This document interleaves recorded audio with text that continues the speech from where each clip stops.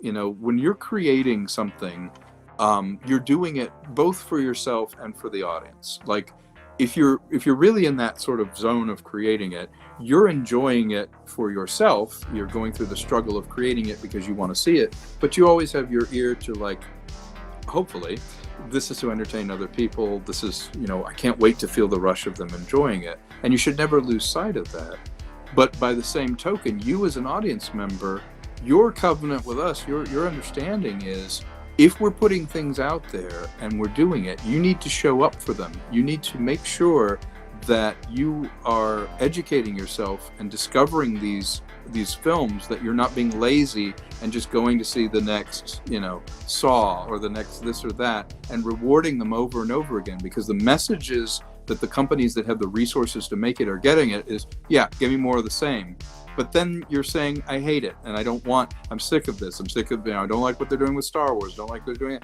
Well, stop ignoring independent works that are happening and start patronizing them, or that message gets lost in the translation. And you can't survive as an artist if they discover you as a genius 10 years later. Like the guy who directed Dredd, the Judge Dredd film that came out, that film didn't make any money, so he doesn't get to make more stuff. He doesn't get to do more stuff until 10 years later people are like, that was genius. I love that movie. Oh, they should make, you know, he should make more movies and things. Like, well, that was 10 years ago. So nice though it is you're discovering it now, he needed you to show up at the time. And that's true of any art. If you're starting your comic book company and you're throwing down some incredible stories, but people aren't paying for it, they're not voting for it by buying it, then that company will fold and be like, whatever happened to that guy? He was pretty good. It's not how it works.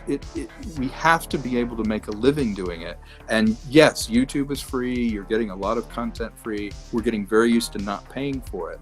But do remember, there's someone who's actually making it. If you don't want robots to sort of take it over and just have it quantified with, you know, predictive text of AI and AI's resynthesizing stuff, you've got to remember there's human beings that are making it for other human beings. We have to eat.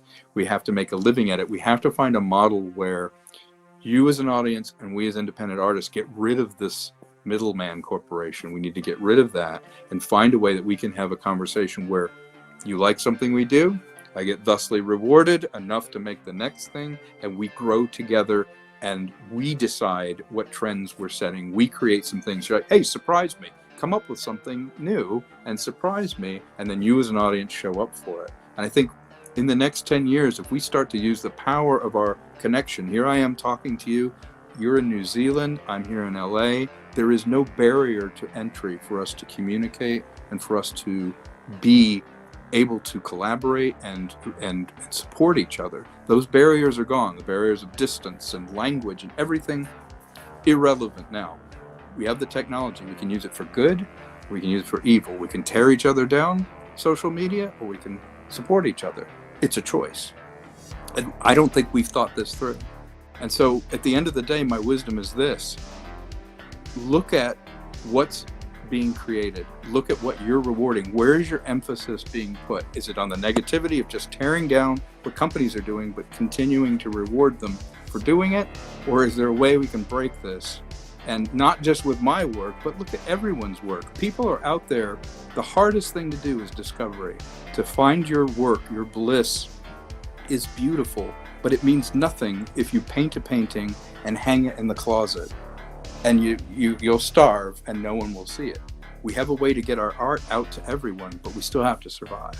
So I would say this to you, the next time you look at some art that an artist has created, think about how you can support it. Whatever your job is, whatever your vocation is, what makes us human is our stories, and what we reward, we'll get more of. So are you rewarding the right thing? And that's really my take on it.